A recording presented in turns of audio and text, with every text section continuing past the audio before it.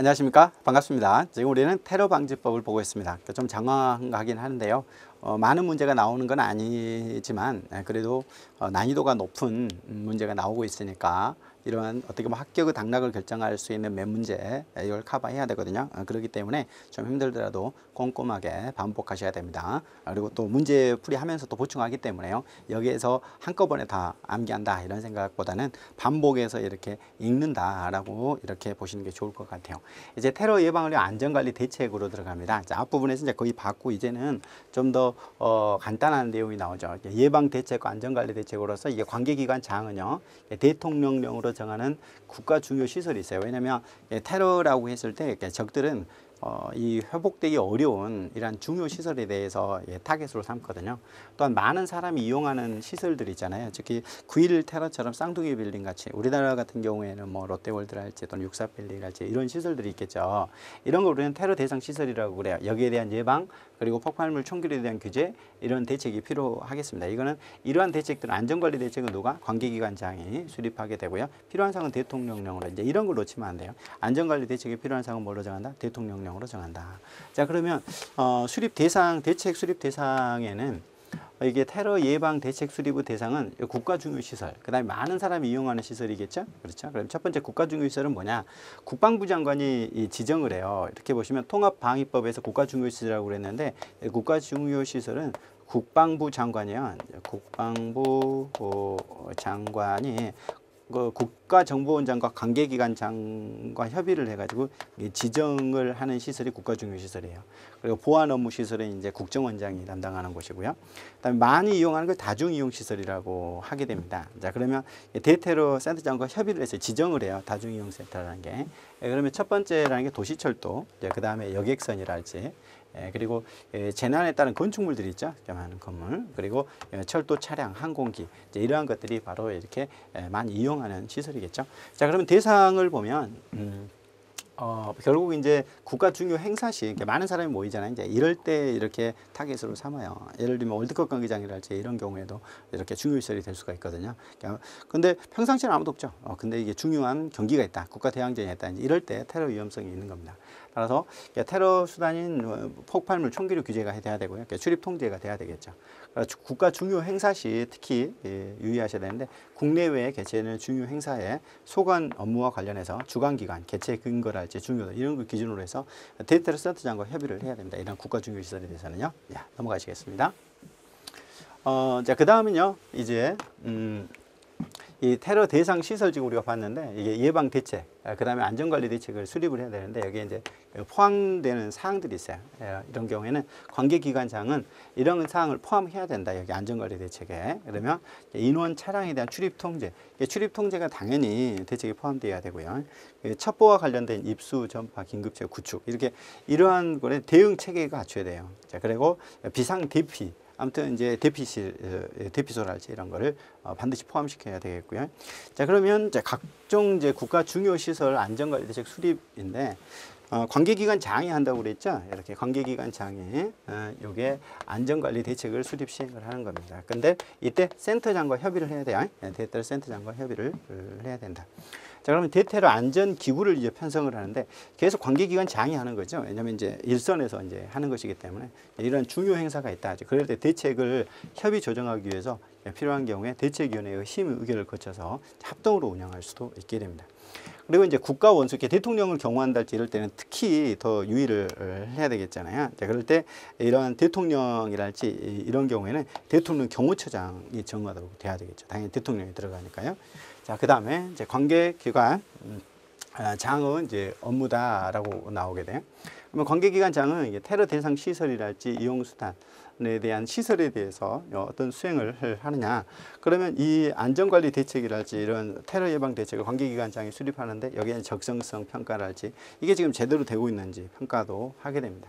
그 다음에 소관 분야에서 어떤 테러 이용 수단의 지정, 뭐 어떤 것들을 단속을 할 것인지 이런 것들에 대한 정보를 감당한다. 자, 자, 넘어가시죠. 좀 간단하죠. 이쪽은 이제 그렇게 많이 나오는 파트가 아니에요. 그다음에 테러 취약 요소의 사전을 제거. 이게 무엇보다도 중요한 게 사전 제거겠죠. 테러 취약 요인은 그러면 시설 소유자 등은 사전 제거다. 그러면 그 대상 취약 시설의 소유자, 관리자, 이게 시설주라고 그래요. 자, 그러면 취약 요인에 대한 제거가 필요하겠죠. 예를 들면은 뭐 63빌딩이다 그러면 63빌딩 소유자, 관리자가 있겠죠. 일단 먼저 자체 경비 체제를 갖춰야 된다라고 하는 거고요. 그다음에 사전 제거 지원은 그럼 뭐냐 이게 원래 소유자나 관리자가 사전 제거를 한다면 이제 지원을 하는 것은요. 여기에 이 소유자 관리자를 관계기관의 장이 지원을 해주는 거죠. 관계기관을 거쳐 센터에서 이렇게 지원을 요청할 수 있고 그러면 거기에 대해서 지원할 수가 있겠다. 이렇게 데이터 센터장에 일단 원칙적으로 소유자나 관리자가 이게 자체 경비를 서게 되지만 데이터 센터장이 여기에 지원할 수 있겠다. 이렇게 들어가는 거죠. 자, 그다음에 특히 이제 그 통합방위 사태, 특히 준전시에 도입하게 되면요, 이때는 이제 통합방위법에 따라서 군대의 지휘를 받게 됩니다. 또는 이제 경찰의 지휘를 받고 이렇게 되겠죠. 자, 그다음에 소유자 관리자의 경우에 비용 있잖아요, 비용을 지원할 수 있다. 지원을 반드시 해야 되는 건 아니고요.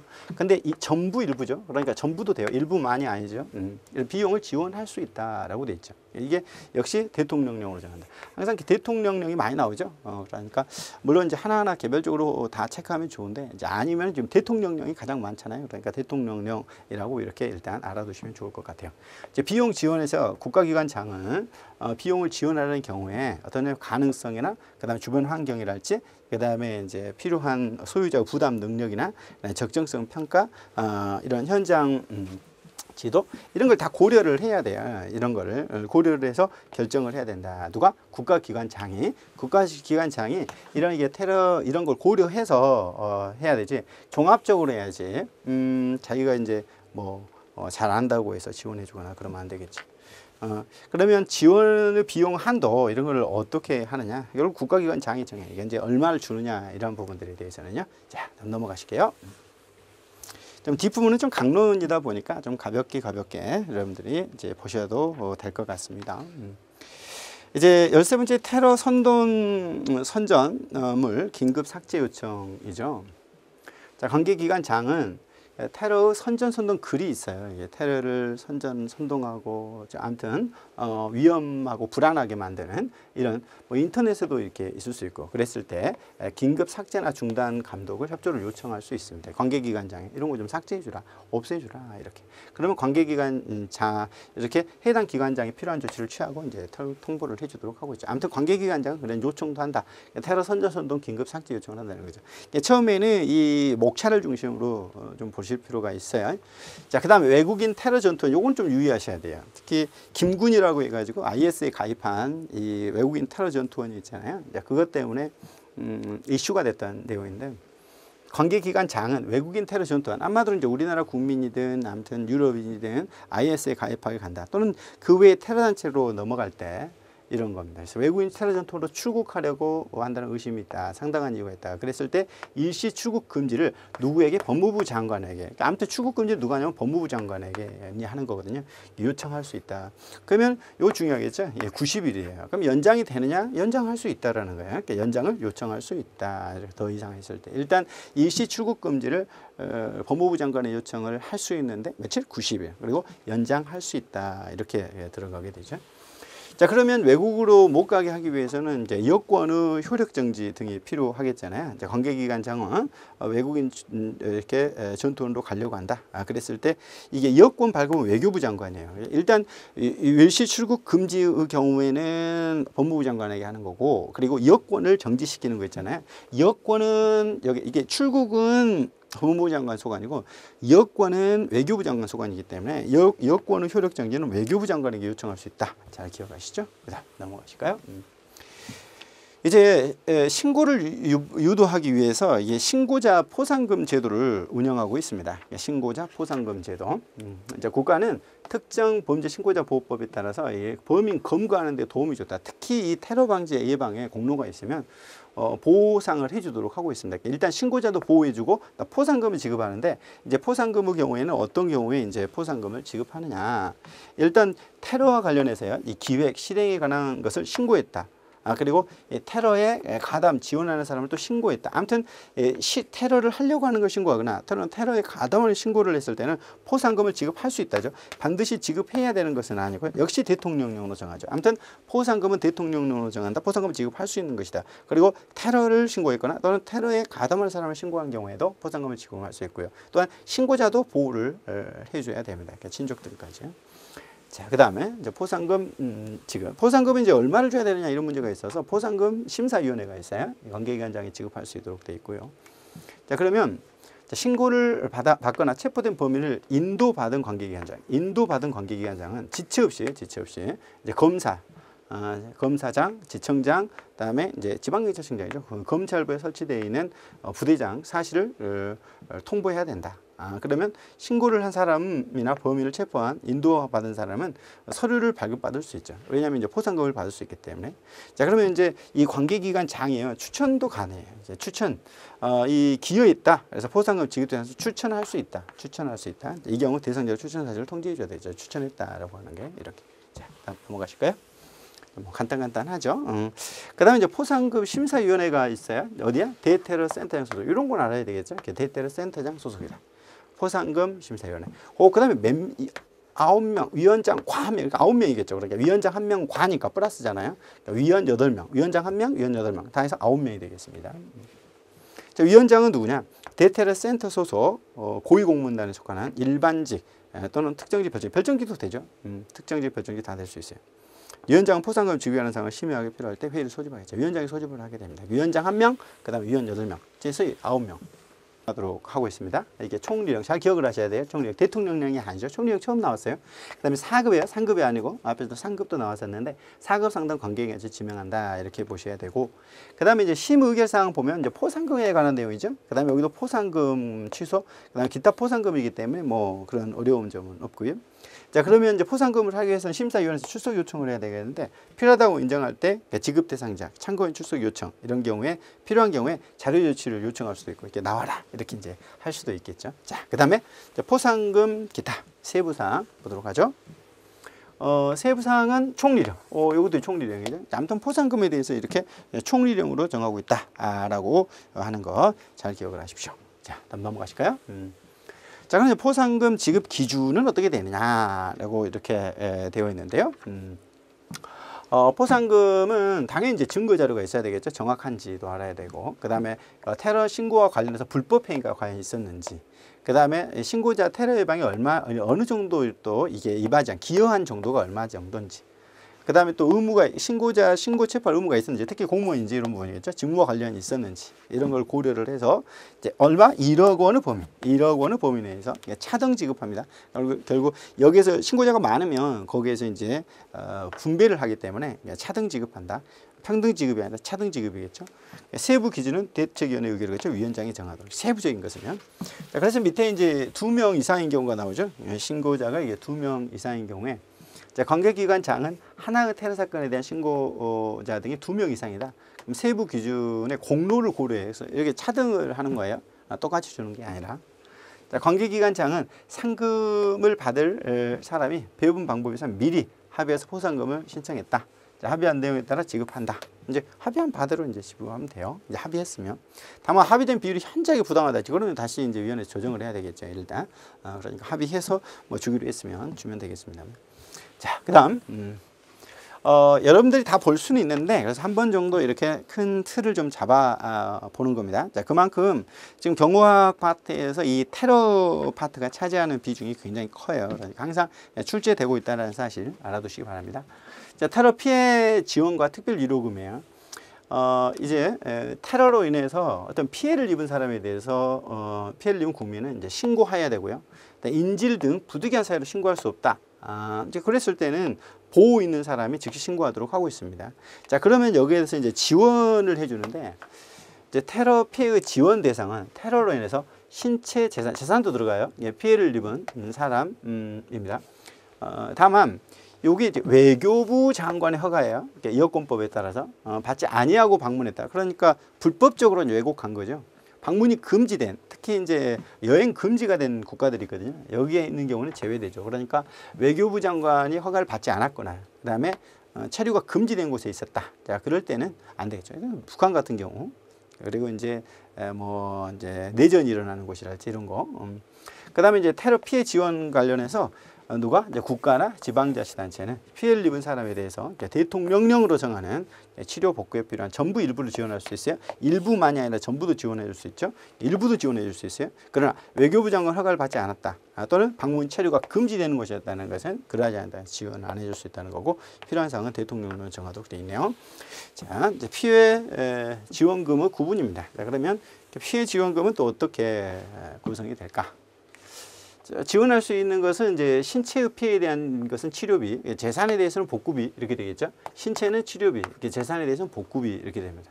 신체에 대해서는 치료비를 주는데 역시 총리령이 나와요. 여기에 유의하셔야 돼요. 총리령. 치료비는 총리령. 치료비 총리령이에요. 일단 신체 부상에 대한 치료비, 정신적인 치료도 포함이 되고요. 재산 피해는 이제 복구비죠. 신체와 재산은 복구비. 재산 복구, 신체는 치료. 헷갈리시면 안 돼요. 이걸 두 개를 이제 비교 바꿀 수 있어요. 이렇게. 이 복구비는 재난 및 안전관리 기본법에서 이제 정하는 대책위원회에서 정하도록 하고 있죠. 아무튼 신체는 치료비, 신체 치료, 재산 복구 이런 문제들도 대비하셔야 되겠고요. 그 다음에 이제 피해 지원금 지급 방법은 일시금으로 해야 분할로 주는 것이 아니라 역시 대책위원회 심의를 거칩니다. 자, 그다음 넘어가실까요? 이제 특별 위로금입니다. 특별 위로금. 테러로 인해서 생명을 입은 사람의 유족은 이제 사망인 경우죠. 또는 신체의 장기 치료로 피해를 입었어요. 이랬을 때 그 정도에 따라 특별 위로금, 그러니까 사망이나 중장애를 입었을 때 주는 게 특별 위로금입니다. 지급할 수 있다죠. 지급할 수 있다. 그러나 이제 외교부 허가를 받지 않거나 역시 또 체류가 금지되는 국가는 이것도 못 받죠. 특별 위로금도. 치료부와 복구비 특별 위로금은 이렇게 외교부 장관 허가를 안 받았거나 체류가 금지되게 되면 못 받습니다. 지급 기준은 대통령령으로 정해요. 총리령이 아니에요. 특별 위로금은 대통령령입니다. 특별 위로금은 대통령령이에요. 꼭 기억하셔야 됩니다. 자, 그다음에 피해 지원금과 특별 위로금 지급 결정이 있는데, 그럼 여기에 대해서 이제 불만이 있을 때는 이의 신청도 가능하고 그렇습니다. 대책본부를 설치한 관계기관장은 대책위원회 의결을 거쳐서 피해 지원금 및 특별 위로금 지급 신청을 받았어요. 자, 그러면 120일 이내, 그럼 물어보겠죠? 120일 이내 지급 여부 금액을 결정하여 이렇게 신청인에게 알려줍니다. 해당 기관장은 대책위원회 피해 지원금 특별 위로금 지급에 심의 의견한다. 30일 이내 여부를 결정해야 돼요. 그러면 이거 보시면 120일 이내에 이제 이 결정에서 통지를 해줘야 되고, 그 다음에 이 경우에 관계기관장은 별로 30일 이내에 결정을 해야 되겠죠. 이렇게 심의결한 날부터 120일, 30일 꼭 기억하셔야 되고요. 그러면 이제 이의 신청으로 들어갑니다. 이의 신청 기간은 30일이에요. 이렇게. 자, 그러면 결정 통지를 받았는데 나는 인정할 수 없다. 너무 적다. 이랬을 때 이의 신청은 30일 이내에 이의 신청서를 제출을 합니다. 서면으로 해야 되겠고요. 그러면 이의 신청을 받은 날부터 60일 이내에 이제 결정을 해야 돼요. 그러면 아까 120일, 30일, 이제 그리고 30일 이내 신청하면 60일 이내 결정해야 한다. 이 숫자 잘 기억을 하셔야 되겠죠. 자, 이 경우 관계기관장은 대책위원회가 피해 지원금, 특별위로금 지급에서 30일 이내에 지급 여부를 결정해야 된다. 이렇게 돼 있죠. 그럼 이의 신청을 받아서 60일 이내에 결정을 했단 말이에요. 자, 그러면 이 해당 이제 관계기관장에게 갔을 거 아니에요. 자, 그러면 심의 의결한 날부터 다시 30일 이내에 지급 여부를 결정을 해야 되죠. 구체적으로 얼마를 지원할지 숫자 잘 기억하셔야 돼요. 이제 120일, 30일, 30일, 60일, 30일 이렇게 이어지는 거. 그다음에 피해 지원금 특별위로금 지급 제한인데, 대책본부를 설치한 기관장은 테러 사건 피해를 입은 사람에게 과실이 있다는 판단이 되는 경우, 아무튼 피해자에게도 과실이 있다 이거예요. 그러면 과실 정도, 이거 과실상계라고 하는데 피해 지원금 특별히 지급하지 않거나 금액을 줄여서 지급할 수 있다. 이거는 이제 의무적이죠. 의무적 감경이라고 볼 수 있습니다. 지급 안 할 수도 있고요. 의무적 감면이겠네요. 이렇게 되니까. 그러면 이제 이 지급 신청인데 이제 받으려는 경우에 이제 어떤 경우에 피해 지원금과 이렇게 특별 위로금입니다. 피해 지원금, 그 특별 위로금을 받으려는 경우에 일단 뭐 지급 결정에 대한 동의, 신청, 인감증명서, 그 다음에 이제 입금 계좌, 돈 받아야 되니까 서류 첨부해서 총리령으로 정할. 그러니까 총리령이 몇 개 안 나와요. 그래서 여기서만 나오기 때문에 이것만 잘 보시면 돼요. 대체권을 설치한 관계기관장에 지급을 신청해야 된다. 이렇게 돼요. 그러면 대체권부를 설치한 관계기관장은 이 지급하되 그 실무는 국고에 위탁해서 처리를 할 수가 있겠죠. 자, 그 다음에 이제 지급 기한입니다. 지급 기한. 여기에 이제 90일이 나오죠. 90일. 그러면 90일 이내 지급해야 된다. 근데 90일 이내 지급할 수 없다. 연장할 수 있죠. 연장할 수 있다. 사유를 알려줘야 되는데. 아무튼 이러한 피해 지원금이나 특별 위로금에 대해서 90일 이내 지급해야 된다. 이제 환수는 뭐겠어요? 거짓으로 받았을 때겠죠. 이런 받은 사람이 이렇게 사후에 이제 불법 행위가 있었다 이거예요. 받은 사람이. 그다음에 거짓. 지금 허위로 받았으니까 잘못 지급됐다. 이런 경우에는 환수해야 된다겠죠. 환수할 수 있다는 것이에요. 다시 거둬들여야 돼요. 그 다음 넘어가시겠습니다. 이제 구체적으로요, 이 테러 방지법상 이 범죄들이 나와요. 이제 어떤 범죄들이 여기에 이제 해당하는가 보시면요, 처벌인데 테러 단체 구성 가입죄 가장 강력하게 처벌을 하게 됩니다. 여기는 이게 위계질서가 있는데 수계는 사형무기 최소한 10년 이상이에요. 10년 이상의 징역이면 30년까지, 가중하면 50년까지 가능하죠. 그다음에 테러를 기획했다, 이렇게 기획했다. 예를 들면 이제 뭐 북한으로 보면은 이제 뭐 북한 이렇게 김정은이다라고 이러면 이제 수계 이렇게 되겠죠. 특히 이제 뭐 오사마 빈 라덴이다, IS 수계 이렇게 되면 사형무기 10년 이상. 그다음에 이제 그 IS의 테러에 기획을 했다. 아무튼 자살 폭탄 테러를 기획했다. 이제 이렇게 되면 7년 이상. 그리고 타국의 외국인 테러 전투원, 이게 이제 중요해요. 이게 예전에 김군인데 이거는 5년 이상이에요. 5년 이상, 5년 이상. 5년 이상, 7년 이상, 10년 이상 이렇게 되죠. 이제 그 밖에 단순 가입은 3년 이상 이렇게 들어가게 되죠. 자, 그 다음에 테러 단체 지원죄가 있습니다. 테러 단체 지원죄. 테러 자금임을 알면서도 이렇게 자금 있죠. 이렇게 자금을 조달한다. 그럼 10년 이하의 징역이에요. 자금을 주거나 이렇게 했을 때는. 그 다음에 가입을 권유 선동만 했을 때, 가입 지원하거나, 이제 가입을 지원하거나, 권유만 해도 5년이야. 이렇게. 자금을 주면 10년이야. 그 다음에 권유 지원을 하면 5년이야. 미수범이 처벌됩니다. 테러단체 구성 가입죄와 테러단체 지원죄, 이런 미수범을 다 처벌한다라고 볼 수 있고요. 그러면 여기에 그 외국인 테러 전투원으로 가입하는 경우도 미수범 처벌하고요. 예비 음모도 다 처벌하죠. 외국인 테러 전투원으로 했을 때 여기에 3년 이하의 징역으로 간다. 아무튼 예비라는 거는 지금 외국인 전투원으로 나가려고 지금 이렇게 인터넷상으로 IS와 접선을 했다. 그러다 걸렸다. 그 3년 이하의 징역이 해당하는 거예요.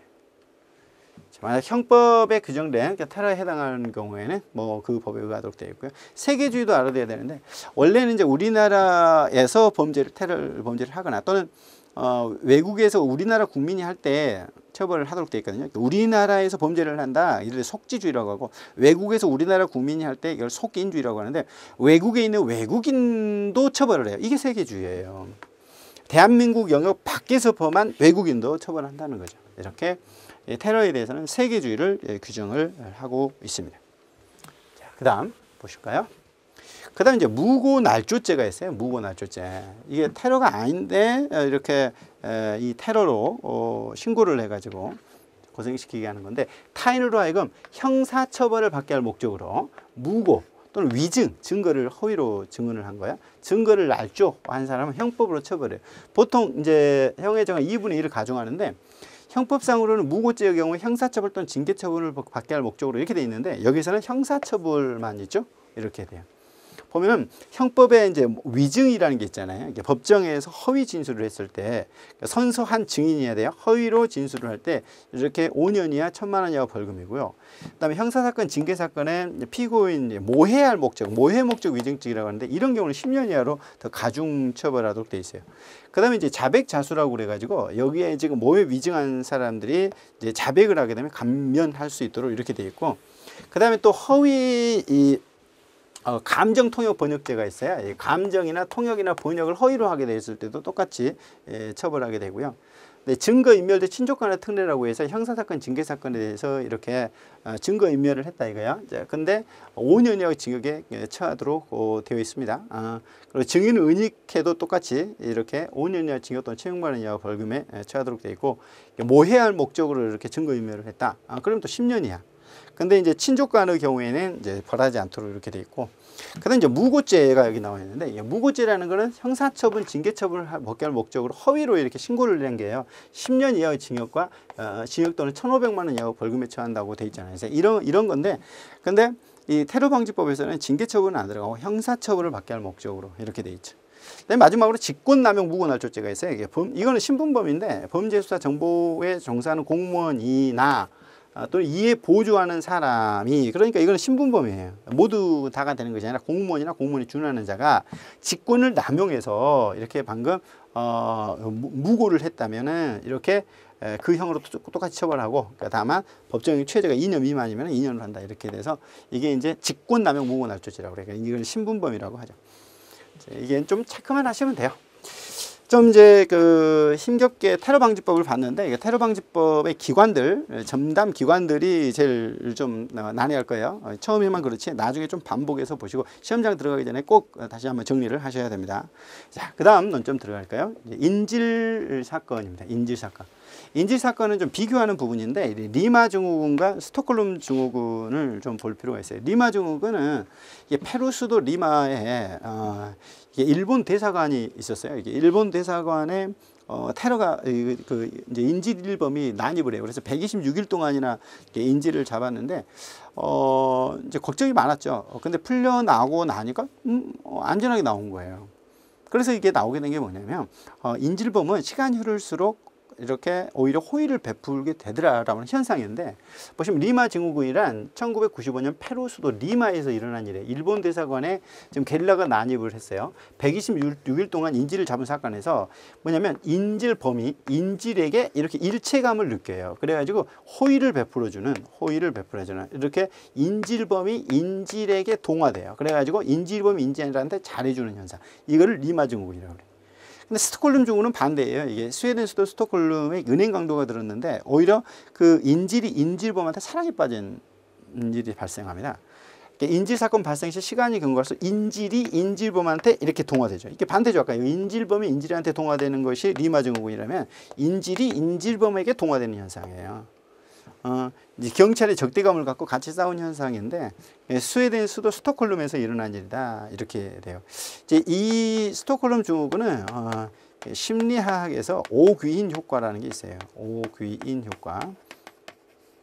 고도의 공포스러운 상황에서는 조금만 호의를 베풀어도 이렇게 사랑의 감정으로 느끼는 심리학적인 건데, 이게 이제 스톡홀름 증후군과 유사하다라고 이렇게 평가를 해요. 자, 그 다음에 런던 증후군은 뭐냐? 인질 사건 협상 단계에서 통역이나 협상자가 인질범 사이에 생존 동의시 현상이라는 게 같이 그 인질이 있어야 인질범도 산다라는 그런 부분이죠. 그럼 이제 인질 협상으로 들어가 보죠. 인질 협상이라는 것은 뭐 당연히 인질의 생명을 보호하는 거잖아요. 자, 그럼 협상의 중요성이라는 거는 잘못 건드렸다가는 당연히 생명을 침해할 수 있기 때문에 지금 위급한 상황이잖아, 인질의 생명에. 그렇기 때문에 이 전문가들이 해야 돼요. 따라서 인질 사건에서 협상이 최우선시 돼야 하나, 협상이 반드시 성공해야 되는 건 아니므로 무력으로 제압하기엔 예비 조치가 될 가능성이 있다라고 볼 수 있어요. 일단 어쨌든 간에 위급한 상황이기 때문에 협상은 그만큼 중요하다라고 볼 수 있죠. 자, 그다음 넘어가 보시면 협상의 기법이 나와요. 이제 그럼 영국의 스캇이라는 분이 8단계의 어떤 협상을 냈는데, 여기에 보시면 협상 상황에 따라 어떤 단계는 불필요할 수도 있고요, 또 여러 번 반복할 수도 있고 그러는 거예요. 8단계까지 이루어지죠. 순서를 봐야 돼요. 첫 번째 협상의 준비입니다. 협상을 준비합니다. 먼저 얻기를 희망하는 것, 그러면 이제 우리가 얻고자 하는 것, 시도하는 것, 얻어야 될 거 미리 메모해 둡니다. 준비만 해요. 아직 이제 그 인질범한테 연락은 안 해요. 상대방의 정보 처리. 아무튼 상대방 정보가 무엇보다 중요하죠. 최대한 양보할 수 있는 것과 임무를 위해 준비를 하는 겁니다. 준비는 아직 연락하기 전 단계예요. 연락하기 전 단계에 상대방, 즉 인질범의 정보를 입수하는 거죠. 그다음에 논쟁을 개시합니다. 이제 뭐냐면 이제 던지는 거죠. 너희들의 조건이 무엇이냐? 우리가 줄 수 있는 건 이것뿐이다라는 식으로 한계를 주면 안 돼요. 일단 들어야지 우리는 절대 이게 인질범과 협상이 없다 이런 식으로 가버리면 절대 협상이란 게 이루어질 수 없기 때문에 흥정을 걸어오도록 유도를 해야 돼. 원하는 게 뭐냐 이렇게 가야지 우리는 절대 못 들어줘 이렇게 가면 안 된다는 거죠. 이게 논쟁의 개시예요. 이제 오게 해주는 거죠. 그 다음에 신호를 보냅니다. 이제 협상 용의가 있다. 그렇기 때문에 일단 노약자와 어린이부터 좀 풀어달라. 지금 이제 안 좋은 사람부터. 자, 이게 이제 3당 2의결로 이렇게 넘어와요. 신호라는 거 이제 보내죠. 자, 그 다음에 제안을 합니다. 이제 구체적 제안인데 협상 상대, 그 다음에 교신 방법, 어떻게 연락을 할까, 절차. 일단 제안은 이제 절차를 알려줘요. 자, 그리고 이제 내용이 오겠죠. 그럼 일괄 타결해야지. 이거는 한꺼번에 해야지. 개개 사건마다 하면 안 돼요. 나중에 하나 때문에 탁해지기 때문에 여러 가지 내용을 한 덩어리로 취급하는 것이 아니라 한 가지 내용씩 이렇게 해야 되는 것이죠. 이렇게 일괄 타결로 가는 게 원칙입니다. 자, 그래서 타결 안을 내요. 안을 내는 거죠. 안을 내는 겁니다. 저쪽도 내고 이제 우리도 내겠죠. 자, 그럼 흥정이 들어가야 돼요. 당연히. 다 들어줄 수 없으니까. 상대가 요구하는 것이 바뀌거나 다른 것을 추가로 요구할 때 이쪽에서는 흥정을 다시 해야죠. 양보는 협상이 아닙니다. 협상은 교육입니다. 공짜는 절대 없는 거죠. 그러니까 여기에 다 준다고 해서 좋은 것은 아닙니다. 그래서 이런 거를 잘 밀당을 잘 해야 되겠죠. 자, 그리고 흥정을 한다면 정리를 해야 되죠. 매번 합의가 이루어질 때마다 내용을 정리하고 이렇게 요거는 그래 정리가 됐다 그래 이건 들어줄 수 있다. 그래서 마지막에 이제 타결이 되겠죠. 이런 순서를 잘 보셔야 되겠습니다. 자, 그다음 넘어가 보시면 그럼 협상 타결 불가능 시 뭐 다 가능하다고 볼 수는 없잖아요. 이게 불가능하면 어떻게 되느냐. 일단 1단계는 이제 탐색 접촉을 하잖아요. 테러범과 마찰을 최소화합니다. 일단 불가능할 때는 이제 접촉을 시도해보고 지연작전 정보 분석에 일단 시간을 끌어야 돼요. 왜 그러냐면 초기에 살해할 가능성이 높기 때문에 일단 지연을 해야 됩니다. 뭐 어떤 이렇게 전화 통화를 좀 길게 한달지 이렇게 또는 대화나 인질을 만나서 제3자 독청 장치를 이용해서 테러범, 인질, 주변 상황 정보를 최대한 얻어내야 돼요. 그다음에 진지한 협상을 해야 돼요. 지금 욱해가지고 이렇게 살해할 수도 있기 때문에 이제 이게 강경 타입과 온건 타입의 협상자를 한 팀으로 구축해가지고 잘 지금 상황에 맞게 이루어져야 되겠죠. 그래서 4단계는 심리적 압박과 상호 양보 유도입니다. 테러범 요구 조건에 최소한 양보를 하면서 석방을 해야 되죠. 최대한 다 들어줘 버린다고 하면 안 돼요. 이렇게 진정성이 없어질 수 있죠. 대화의 지속과 특공작전 준비해요. 이제 지금 불가능하기 때문에 일단 대화도 계속 하면서 특공작전을 유도를 합니다.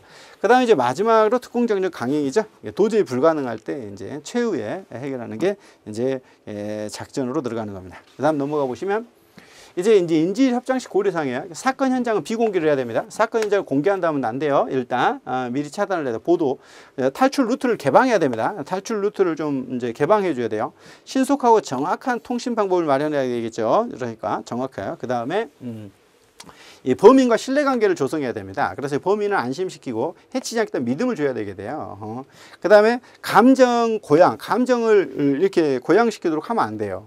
그래서 여기 이성을 잃고 인질범을 유해를 가할 수 있기 때문에 그래요. 대화 통로가 단일화돼야 됩니다. 의사소통에 이제 지나치게 많은 사람이 협상을 하게 되면은 이렇게 이제 아무튼 감정을 더 고양시킬 수 있기 때문에 그래요. 자, 그 다음에 시선 용무를 볼 수 있도록 항상 유지를 하고 그 다음에 적당선에서 요구 수용을 해야죠. 다 들어주면 되지는 않아요. 자, 그 다음 최대한 시간을 지연해야 되겠죠. 내용은 그 다음에 인질범 여자친구 요거 배제해야 됩니다. 여자친구나 부모가 오게 되면은 욱 해버려요. 이제 감정적으로 되기 때문에 오히려 역효과가 납니다. 인질범 여자친구나 부모를 인질협상에 활용하는 것은 오히려 진정시키기보다 감정을 자극하게 돼요. 이들 현장에서 멀리하는 것이 바람직합니다. 자결할 수도 있고 같이 자폭할 수도 있거든요. 상호 타협식의 필요성이 부각돼요. 서로 상호 타협식으로 이렇게 인식시켜야 되는 것이지 무조건 다 들어주겠다 이런 식으로 가면 안 돼요. 인질범의 작은 조건이라도 무시하면 안 됩니다. 이 작은 것 때문에. 자, 그 다음에 단정적인 용어를 쓰면 안 되고요. 가급적 열린 질문을 통해 가지고 인질범이 이렇게 말해 오도록 긴 대화로 이루어져야 되겠죠. 이런 뭐 간단한 부분이었어요. 어쨌든 이 테러 방지법과 관련된 테러 논점은 항상 출제될 수밖에 없겠죠. 여러분들이 봐도 그렇기 때문에 한번 이래독에 만족하지 마시고 반복해서 읽어보면서 이 포인트가 무엇인지를 나중에 문제와 연결해서 보시면은 훨씬 더 유용하게 정리할 수 있으리라 생각합니다. 이 시간 여기까지 하고요. 다음 시간에 뵙겠습니다. 수고하셨습니다.